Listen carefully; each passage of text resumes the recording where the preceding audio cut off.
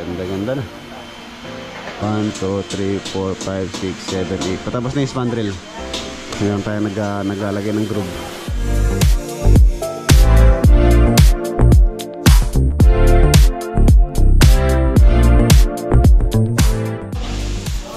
Ayan, umpisa na rin pong lagay yung steel railing. Ayan. Ilalagay na. Tanawin.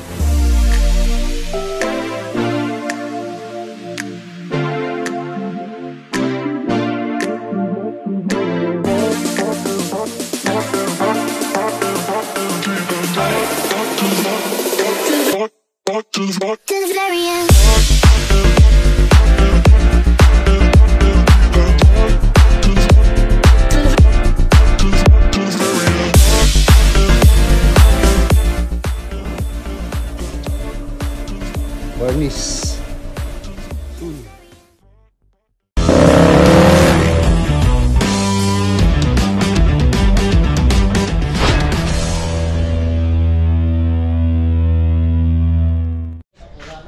Good morning mga boss, welcome back po muli dito sa ating channel. Kape muna tayo. By the way, binabati ko pala ng maligayang kaarawan po si Sir Rodolfo Fischer. Ayan, birthday po niya ngayon. Ayan, pumunta tayo dito sa Riot Project mga boss. Meron tayong kailangan bilhin. Ayan, tapos bago tayo malis, pakita ko lang, update lang tayo dito sa ating project Bahay Kubo. Ayan. Ang ganda ng ano mga boss, yung pong amakan. Silipin natin.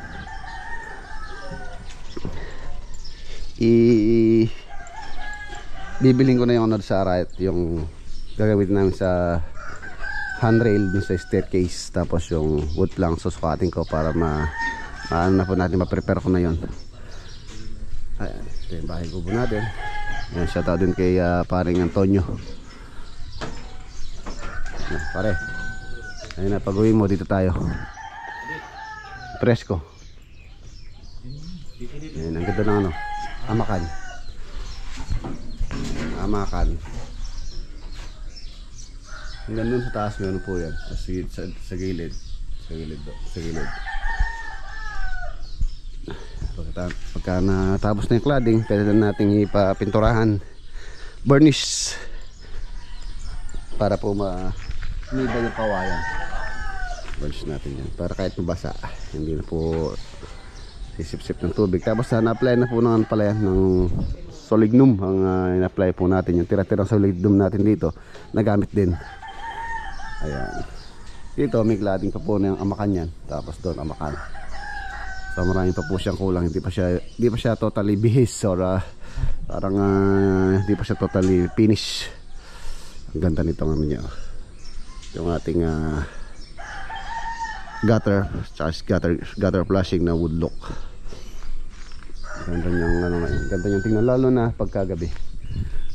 Pagka yung mga ilaw binuksan natin, napakaganda, napaka-relaxing.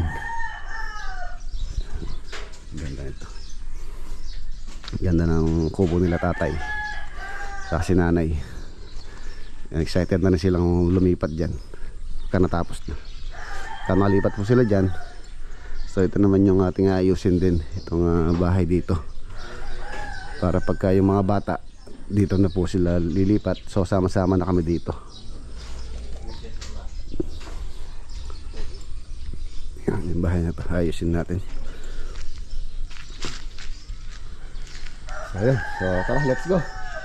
Punta tayo sa Riot Project. Ayan mga boss, nandito na tayo sa Riot Project.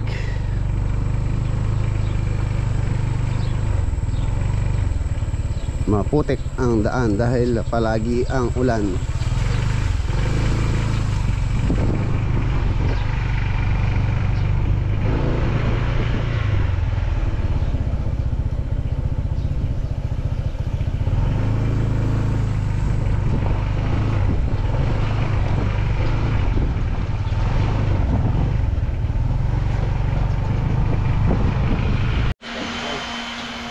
Yun no, ganda-ganda na.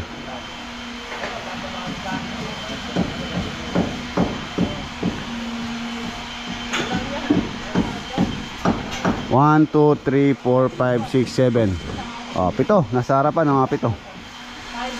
8. Ang dami. Marami pong gumagawa rito. 1, 2, 3, 4, 5, 6, 7, 8. Patapos na yung spandrel. Yung woodlock din. Bawat isa may butas.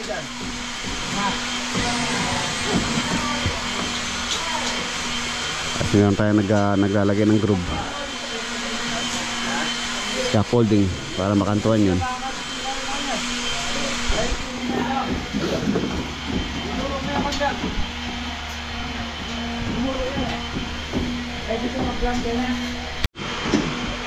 Meron silang sopas mga boss. Meron pong birthday ngayon dito sa mga tropa. Meron birthday. Nino birthday? Tang-tang. Birthday mo. Happy birthday. Birthday po nyo. Congratulations. Magluluto sila ng sopas mamaya. Sopas. Bakit sopas? Dapat pansit. Pampahaba ng buhay, oh.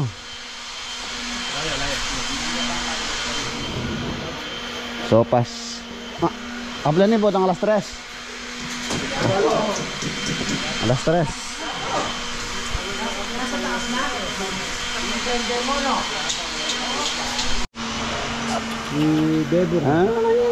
Bit mo. Tiles, bibili akong tiles. Agad na. Jejet. Oh, jejet ikaw rin. Bok. Bibili daw akong tiles. Come. Pare. Dala ko na rin yung mga circuit breaker. Yun oh. Ito. Oh, sa helmet mo. Ayo. Bago yan, bago. Para extra GB ba? Oh. Yung mga breaker natin mga boss. Kompleto na yan ha. Ito yung iba. Pa. Ito yung main. Main niya isa 125. 125. Deliver tubig.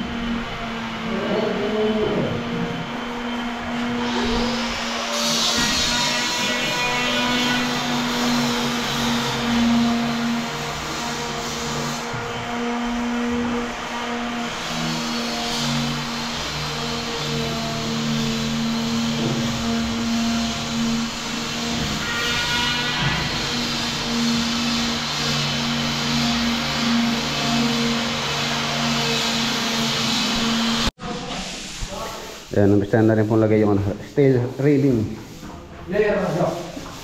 Complete na rin yung tiles dito. Ay, mga ilaw. Ayan. Ilalagay na rin. Malinis na. So, yung pintura nito is ano na lang. Final coat. Ano pa lang po ito? Primer. Kulay white. Ayan. Tapos ito. Hindi pa finish yan. Mga hamba. Sasabihin ng i-finish yan pagka napinturahan yung mga pintuan sa finish para maganda. Ito yung pinaka master bedroom dito. Yan ang ganda ng tanawin, bukid ng likod.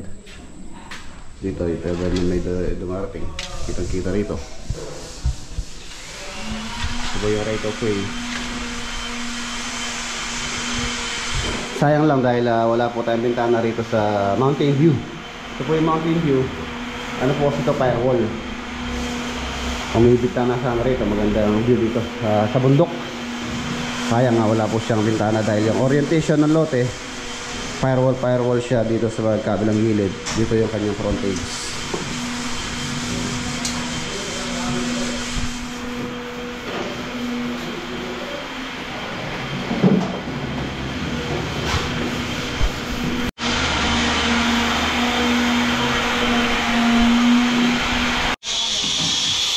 Ayan po yung materialis sa steel railing, hindi po siya stainless. Ano siya? Tubular GI galvanized iron.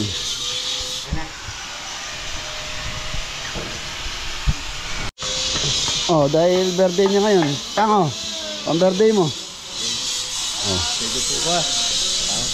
Birthday mga boss. Every may birthday sa mga tropa mayroong 1,000. Ikaw birthday mo? Birthday mo? Birthday mo rin? Lilipas din yan. Ayan, nandito na tayo sa farm mga boss. Hindi po ako alis ngayon. Meron tayong paperworks na aasikasuhin mamaya.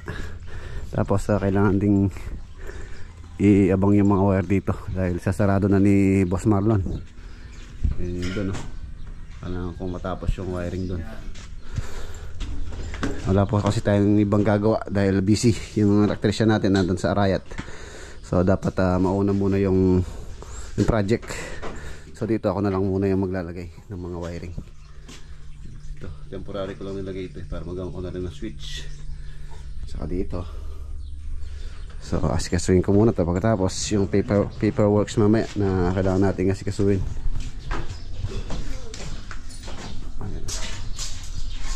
Ano yung mga abang, i-wiringan ko lang. Nalagyan na rin ceiling to. Ayan. So pintura na lang to. Babatakan natin ng skim coat. Tapos ilaw, tingnan ko malalagyan natin ng ilaw, pin light.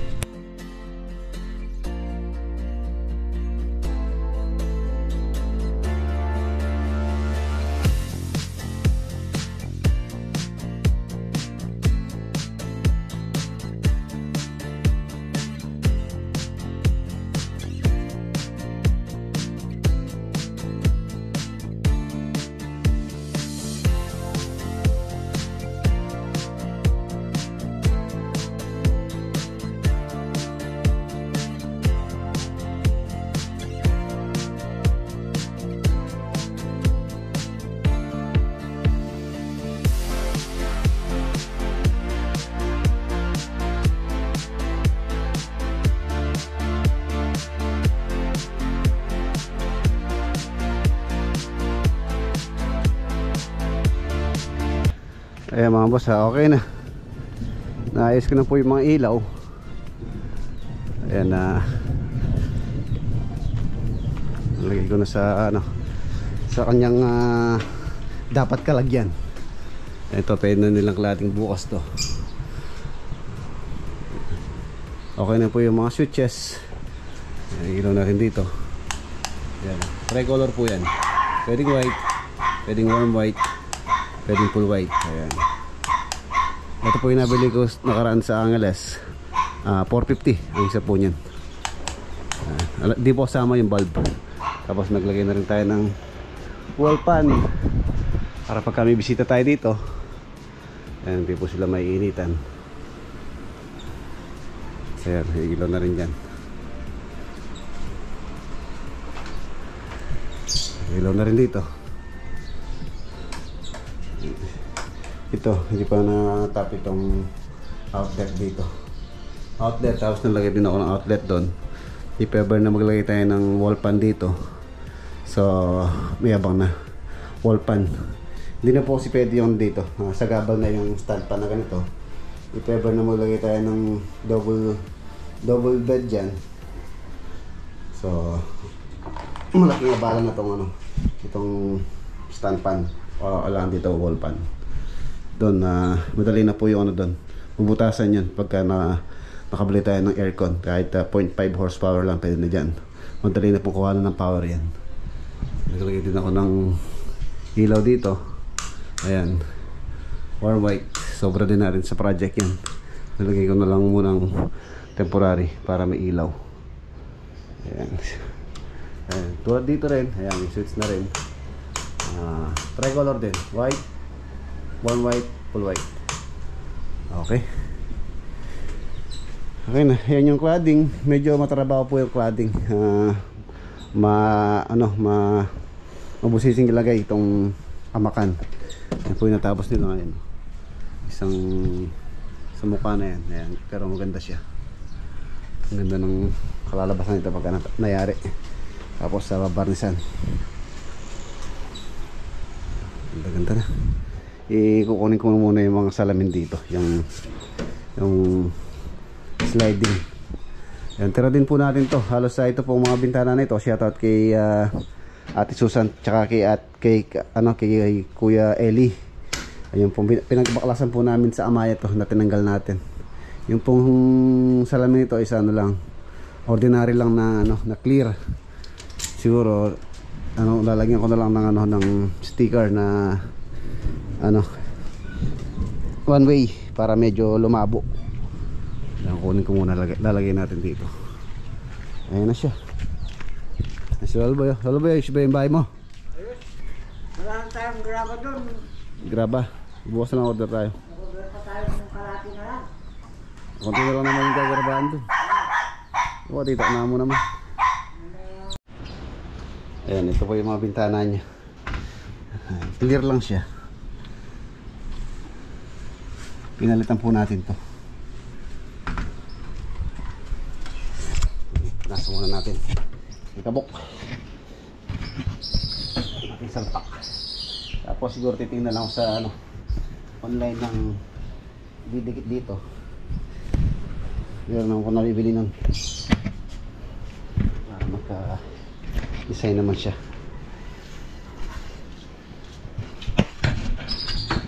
Ayan. At least hindi na tayo gumastos ng bintana.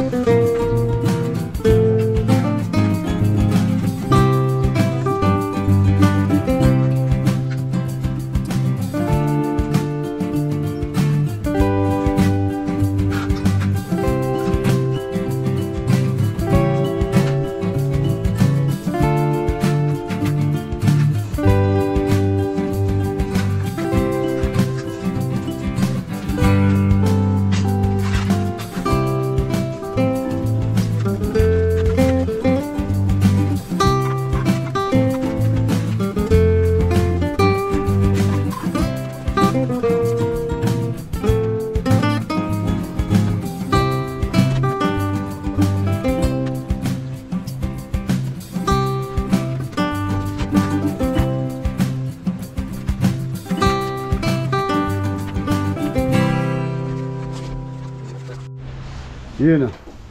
Diba? Ganda-ganda ng bintana ni Lolo Boy oh. Clear.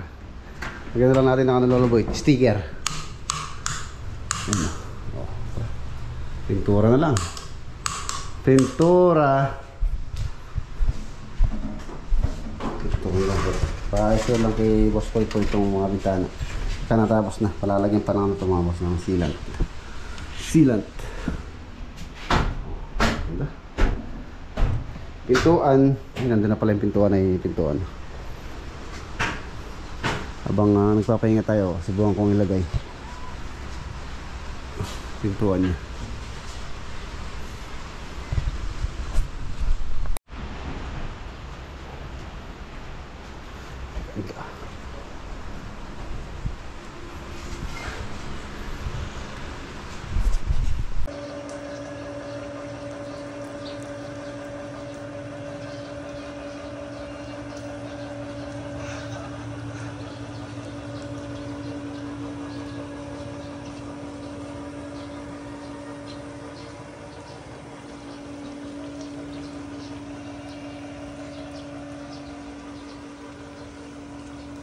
Malapit nang mabuo.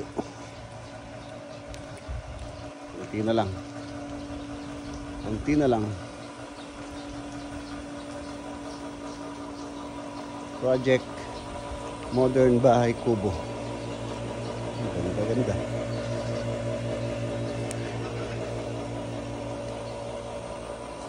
Rest house. Cladding pa po yan. Amakan. Pintura, varnish, soon mabubuo ka rin. TV console.